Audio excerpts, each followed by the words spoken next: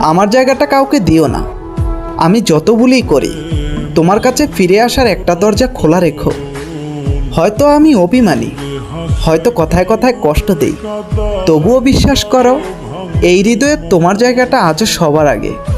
যদি কোনোদিন দূরে সরে যাই, তবুও ভুলে যেও না আমাকে। কারণ মানুষ তো ভুল করতে পারে, কিন্তু সত্যিকারের ভালোবাসা সহজে বদলে যায় না।